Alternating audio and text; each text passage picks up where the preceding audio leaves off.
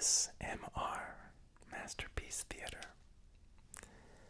Tonight, I want to share something very special with you. On a recent trip to Tucson, Arizona, I came across a small bookstore selling old, used books, and my eye was immediately drawn to this book on a shelf. It is entitled Japanese Fairy Tales. It's a very old book. It was published in 1904 by an American scholar of the name Teresa Pierce Willison, who had traveled to Japan, which at the time was a pretty big deal. It's also an important time in Japanese history. 1904 is deep into a period called the Meiji Restoration.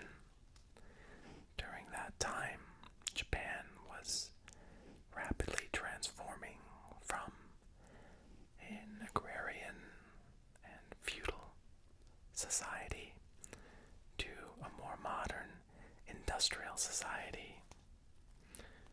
It's a very interesting piece of history because Japan transformed so fast. In part of Japan's effort to become more modern or more like Europe, which was synonymous with modernity at the time, they built lots of new universities and started studying all of the liberal arts like a university did in those days. Literary scholars in Japan began to collect and write down many of the folklore stories told from generation to generation by the illiterate peasant classes, putting them into books. The first effort was by a scholar named Iwaya Sazanami, lived from 1870 to 1933. I suspect that about at that time, that was when Ms. Williston was there. There was another translation into English done by another scholar, but I actually believe that this was the first one. And this is an original copy.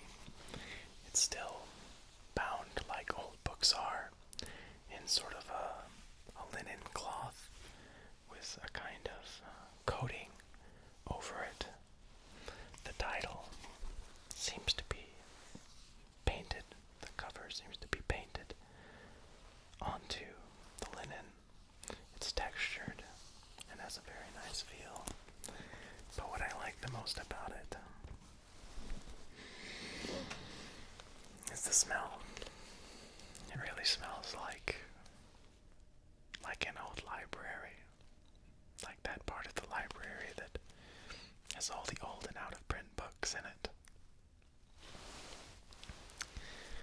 I'm going to read for you a story that I found in this book that touched me, that really made me think.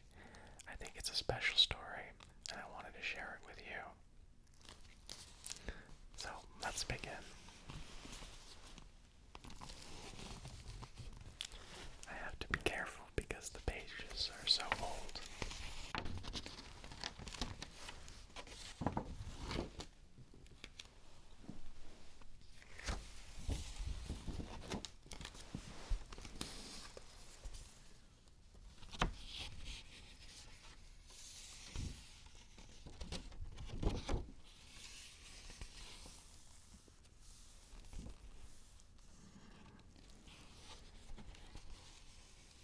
Hard to believe that this book is 112 years old.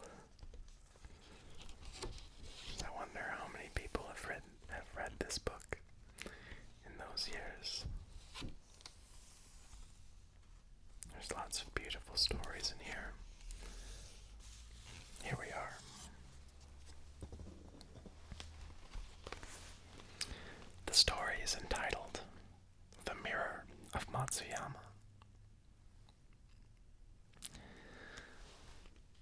Matsuyama there lived a man, his wife, and their little daughter. They loved each other very much and were very happy together. One day, the man came home very sad. He had received a message from the emperor, which said that he must take a journey too far off Kyoto.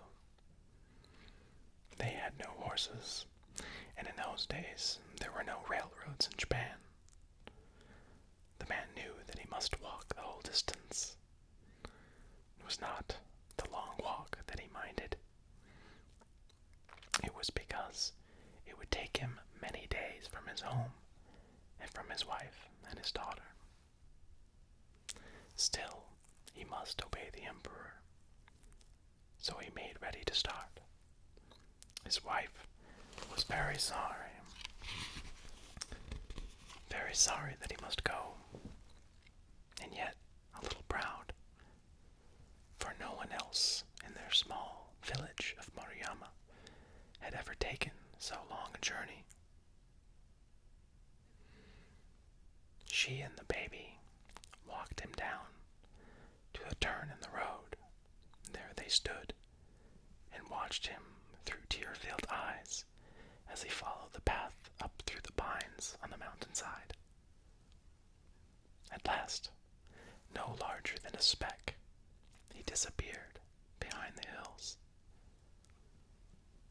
Then they went home to patiently await his return. For 3 long weeks they waited. Each day they spoke of him and counted the days until they could see his dear face again. At last, the time came. They walked down to the turn in the road to wait for his coming.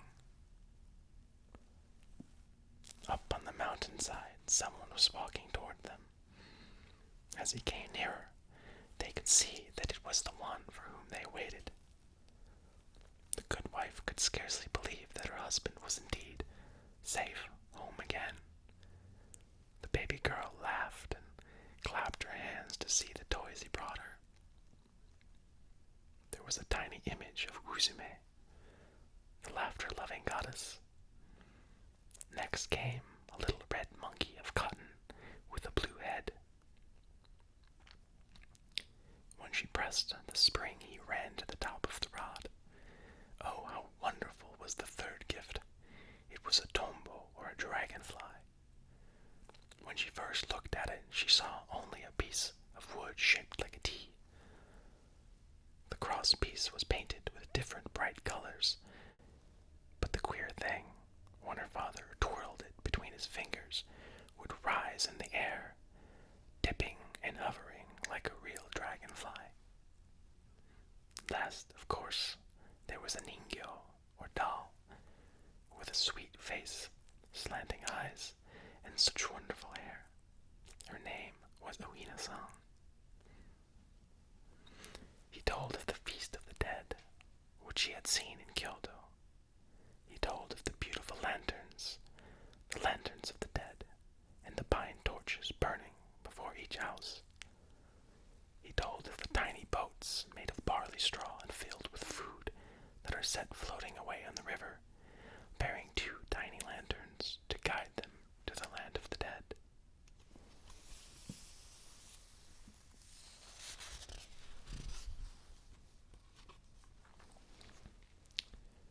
At last, her husband handed the wife a small white box. "Tell me what you see inside," he said. She opened it and took out something round and bright. On one side were buds and flowers of frosted silver.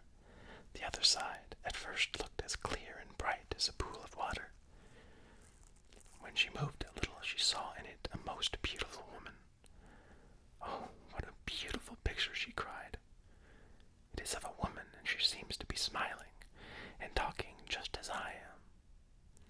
She has on a blue dress just like mine too. How strange." Then her husband laughed and said, "That is a mirror. The beautiful woman you see is yourself reflected in it. All the women in Kyoto have them. The wife was delighted with her present and looked at it very often. She liked to see the smiling red lips, the laughing eyes, and beautiful dark hair. After a while, she said to herself, "How foolish this is of me to sit and gaze at myself in this mirror. I am not more beautiful than other women.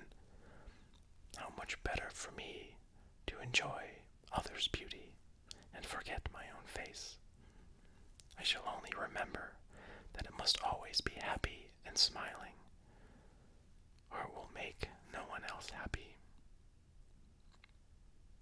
I do not wish any cross or angry look of mine to make anyone sad."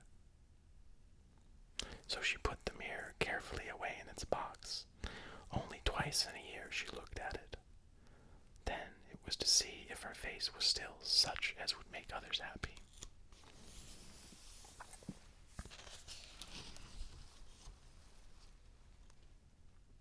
And so the years passed by in their sweet and simple life, until the baby had grown to be a big girl. Her ningyo, her tombo, the image of Uzume, even the cotton monkey, were put carefully away for her own children to play with someday. This girl was the very image of her mother. She was just as sweet and loving, just as kind and helpful.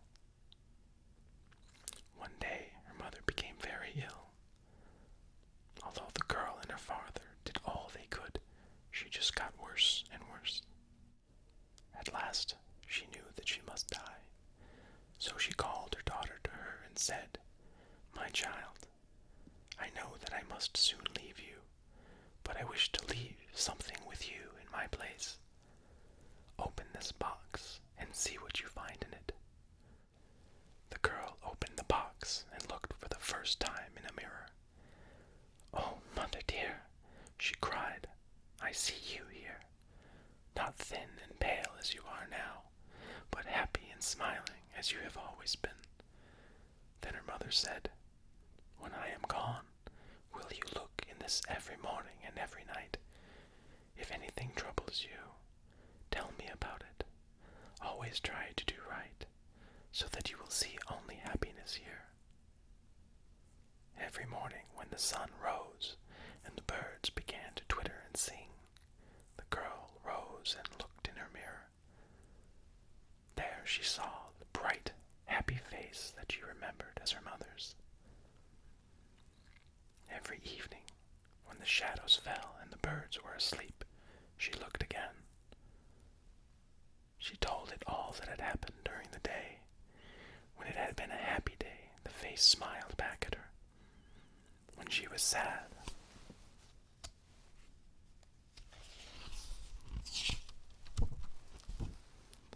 the face looked sad too. So she was very careful not to do anything unkind, for she knew how sad the face would be then.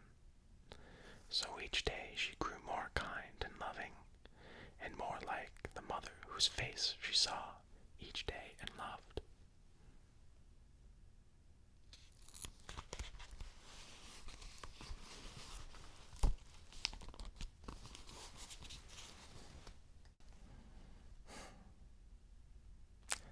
I really liked this story.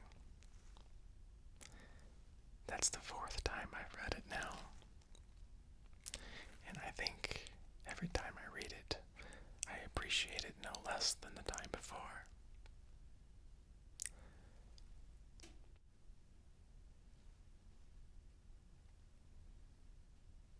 It made me think about my mom. The way mothers seem able to plan for our happiness even after they've gone. Who else but a mother could do this?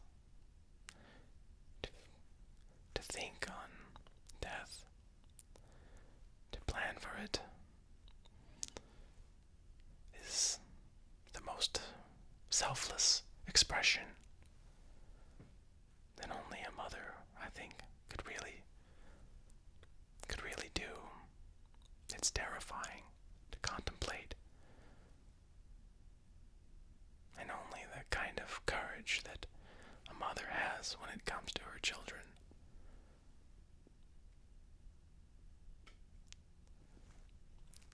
somebody do it. In this way, the mother's love overcomes death so that we can be happy in life.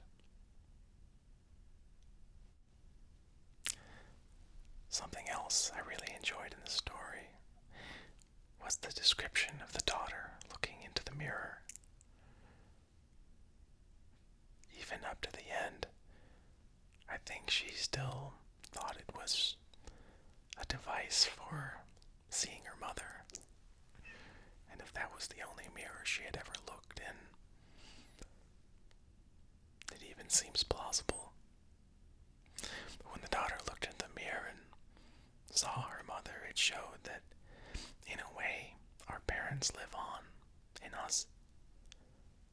Thus, to do good, to be happy, to live a full life, we honor our parents. We honor the sacrifices that they made for us. Well, I thank you for joining me tonight. I hope you enjoyed the story.